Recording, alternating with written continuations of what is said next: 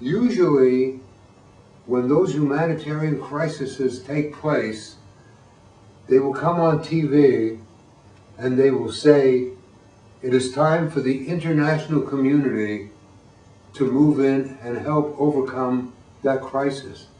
But they never say, what is that international community? That international community is the United Nations. When the tsunami hit, thousands of people were left homeless. Hundreds of thousands were left homeless. And the leaders of the world got together and said, we've got to do something to help the people that were victims of the tsunami. So the President of the United States says, we need to go in there and help overcome that humanitarian crisis. And in order to do that, what we need to do is, we need to create an organization of all the people that want to help overcome that crisis. It'll be called sort of like Iraq, we'll call it the Coalition of the Willing. Well, a number of people said, what are you talking about, George? There already is an organization that does that kind of stuff. And it happens to be called the United Nations. The United Nations need to go in there. Forget this creating another organization. And George said, yeah, I guess you're right. I guess we'll go with the United Nations. So the United Nations went in, and it was the major organization organizing the relief effort that was involved as a result of the tsunami. Now, what did that represent for George Bush? What it represented for George Bush was a political defeat. What it represented for George Bush was saying, we are not the guys who are in charge of the world. We're not the guys, the US, that's going to call the shots for everybody. There are other institutions that can do that, and they can do it better than we can do it. The UN is now getting ready to do another conference on the issue of global warming to sort of update a thing that came out of a UN conference called the Kyoto Accords. George Bush went over to the G8 conference, and he was talking to the people that comprise the wealthiest countries of the world. And he said, you know, guys, what we need to do is we need to have a conference, and the United States will help call a conference to develop a treaty on global warming. And we'll form an organization to make that happen.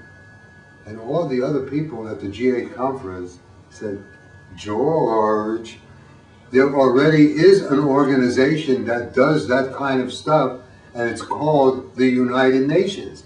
And that's where we need to go to have a conference on global warming, because that's what we've told them to do. George said, well, I guess if you guys are all for that, and I guess maybe that's the way to go. Now, every year, people come together at the UN. It starts the third Tuesday in September, and they bring together all the heads of state. And all the heads of state get up and they make speeches for 2 or 3 minutes, and they all praise the UN, including the President of the United States.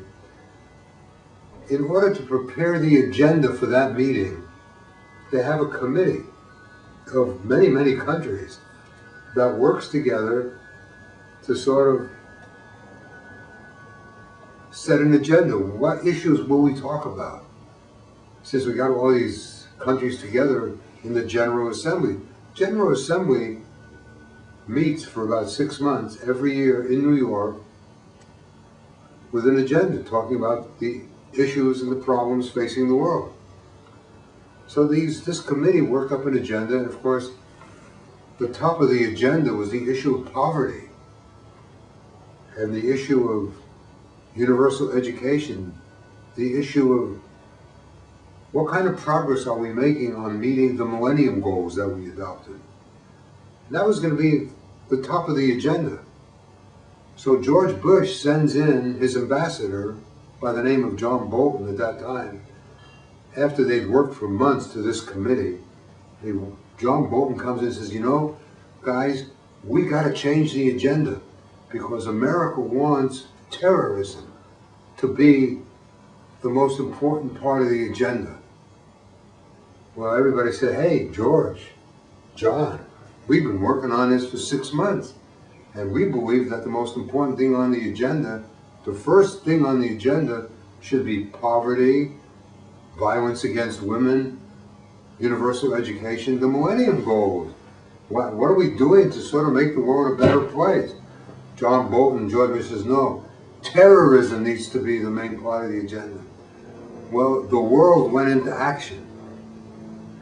And the non-governmental organizations and many of America's allies said to John Bolton and George Bush, whom John Bolton represents, they said, you guys are way out there, out in left field someplace, forget right field. We ain't going with this terror thing. We're going to stick with poverty and all these other issues as the top of the agenda.